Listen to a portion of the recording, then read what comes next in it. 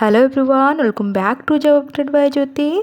सुभद्रा योजना रे form apply करवा केमिति करिवे किपरि आवेदन करिवे केउठारु आरंभ हबो केउ माने पाइबे सुभद्रा योजना कौन डॉक्यूमेंट दरकार केउठारे आवेदन करिवे से संपूर्ण डिटेल्स जानिबा ए वीडियो रे वीडियो को लास्ट पर्यंत देखंतु। आपण फॉर्म केउठु पाइबे आवेदन केमती करिवे देखिबा। जो मैंने भी चैनल अच्छे चैनल को संगे संगे सब्सक्राइब कर दिंतु। फाइनल गाइडलाइन देखा सुभद्रा योजना रे को माने सुभद्रा योजना करने अप्लाई करने योग्य देखंतु आसला सुभद्रा योजनार फाइनल गाइडलाइन हिताधिकारी बयस 21 रु अधिक 60 वर्ष रु कम होइतिबा आवश्यक।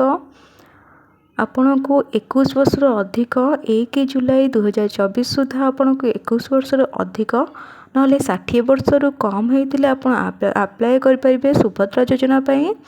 महिला मानक नाम रे आधार कार्ड आधार नंबर थिले योग्य विवेचित हे। मोबाइल नंबर आधार कार्ड सह लिंक आवश्यक। आपणकर मोबाइल नंबर आधार कार्ड सहित लिंक हवा दरकार। आपणकर जो बैंक अकाउंट देबे ता सहित भी मोबाइल नंबर लिंक होइतबा दरकार। समस्त हिताधिकारी को सुभद्रा कार्ड दिज्व। जो मैंने भी योग्य विवेचित हे तांको सुभद्रा कार्ड दिहब। आपको 2टी किस्त 10,000 टंका दिज्व। आपको 5 वर्ष 50,000 टंका टोटाल पाइबे। जो मैंने भी सुभद्रा योजना रे हिताधिकारी योग्य विवेचित हे से 5 वर्ष मोट 50,000 टंका पाइबे। बैंक अकाउंट को सीधा सड़क आपंकर सहायता राशि प्रदान करा जिवो। परिवार सबु योग्य महिला को टंका जोगाई देव। संशोधित गाइडलाइन रे राशन कार्ड जो मानकर अच्छी से परिवार को लाभ भी मिल। जो मानकर राशन कार्ड नहीं से इनकम सर्टिफिकेट जरिया अप्लाई करें। वार्षिक 2.5 लाख टंकार कम होता आप सुभद्रा योजना योग्य विवेचित हो पारे। अंगनवाड़ी दीदी CRP MBK ना अन्य आउटसोर्सिंग संस्था आप थे तो आप सुभद्रा योजना योग्य विवेचित हो पारे। आपड़ जदि किसी पेंशन पाउथे तो आप भी सुभद्रा योजना योग्य विवेचित हे। एबे देखंतु सुभद्रा योजना फॉर्म आप केमिति पाइबे। आपन को अंगनवाड़ी केंद्र ना जनसेवा केंद्र साधारण सेवा केंद्र आप सुभद्रा योजना फॉर्म पाई परिबे। सुभद्रा फॉर्म प्रिंटिंग रे नोटिस टी जिलापाल निकट को पठाई। सुभद्रा योजना फॉर्म के प्रिंटिंग करके सब अंगनवाड़ी सेंटर को आसी। आप अंगनवाड़ी सेंटर ना जनसेवा केंद्र मो सेवा केंद्र से पाइपर आराम से फॉर्म को पूरण करी आपण मो जनसेवा केंद्र मो सेवा साधारण मो सेवा केंद्र रे आवेदन करें। देखंतु फॉर्म टी एमती आसबो। सुभद्रा महिला और शिशु विकास विभाग ओडिशा आवेदन पत्र। आपको जदि सुभद्रा योजना विषय में किसी डाउट थे पर आप टोल फ्री नंबर रे कॉल करेंगे। देखो टोल फ्री नंबर देइछि 14678 आप टोल फ्री नंबर रे आप पचारि पारे। ये नंबर को कॉल करके देखो भाग क आप देखिए आवेदन सविशेष विवरणी आपड़ ये फॉर्म टी संपूर्ण ओडिया रे पूरण करेंगे। आप ग्रामांचल रोते ग्रामांचल निमंत रखिए। सहरांचल रोते सहरांचल निमंत फॉर्म टी पूरण करेंगे। आपण आधार कार्ड सहित जो भी मोबाइल नंबर लिंक अच्छे से मोबाइल नंबर को ये लिखे पूरण करेंगे। आधार कार्ड सहित बैंक अकाउंट जो नंबर अच्छी से नंबर टी देवे। ये भाग क आपड़ कौन सब पूरण करेंगे संपूर्ण ओडिया रे आपड़ ये पूरण करेंगे। मोबाइल नंबर देवे आपण विकल्प मोबाइल नंबर देवे। शारीरिक विभिन्न केवे होते हाँ मारे ना ना मारे। जिला आपणकर देवे ग्रामांचल निमंत ग्रामांचल पूरण करेंगे। जदि सहरांचल रोचंती तो सहरांचल निमंत पूरण करेंगे। ये सुभद्रा योजनार भाग कर आवेदन सविशेष विवरणी। जो मैंने भी चैनल को सब्सक्राइब करना चैनल जदि इनफॉर्मेटिव वीडियो पाँच चैनल को सब्सक्राइब कर दिंतु। लाइक एंड शेयर करने भूलें। सांग सहित वीडियो शेयर कर दिंतु। जो मैंने भी सुभद्रा योजना विवेचित होती से सहित वीडियो शेयर कर दिंतु। कमेंट सेक्शन में जनातु किसी भी डाउट थे वीडियो रिगार्डिंग। सुभद्रा योजनार फर्मटी आपको आराम से जनसेवा केन्द्र रे अंगनवाड़ी केन्द्र रे मिल जिला परिषद रे आपण ये फर्मटी पाइपर। ये फर्म को संपूर्ण ओडिया रे पूरण करी आपण जनसेवा केन्द्र साधारण सेवा केन्द्र रे आवेदन करें। आपण को एथिपाई कौन भी फी लगे ना, आप संपूर्ण मागणार ये फर्मटी पाइबे।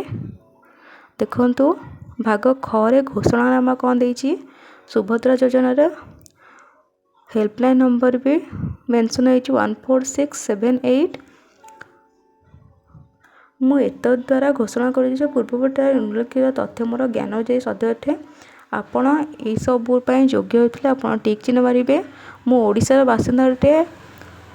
1 जुलाई सुधा मोर बयस 21 वर्ष कि ताठू अधिक होती जदि आप टिक चिन्ह मारे मु कौन राज्य कि योजना अधीन 100 टकर अधुआ आसिक पाना। यही सबू निम्नलिखित पॉइंट भितर आप जो योग्य होती आप टिक चिन्ह मारे। जदि आप अयोग्य विवेचित हे तो आप सुभद्रा योजना अप्लाई करें ना। ये सब पॉइंट्स रे आप योग्य विवेचित होते आप सुभद्रा योजना एलिजिबल हे। एक परिवार वार्षिक आय जदि 2,50,000 कम होता तो आप सुभद्रा योजना अप्लाई करें। जो मान पाखे भी इनकम सर्टिफिकेट नथिला से माने अप्लाई करें। जदि राशन कार्ड अच्छी तो अप्लाई करें। राशन कार्ड नथिले जदि इनकम सर्टिफिकेट आपण पाखे अच्छी तो सुभद्रा योजना अप्लाई करें। आपणकर आधार कार्ड दरकार, आधार कार्ड सहित नंबर लिंक होता दरकार, बैंक अकाउंट सह आप से नंबर टी लिंक करथिबे।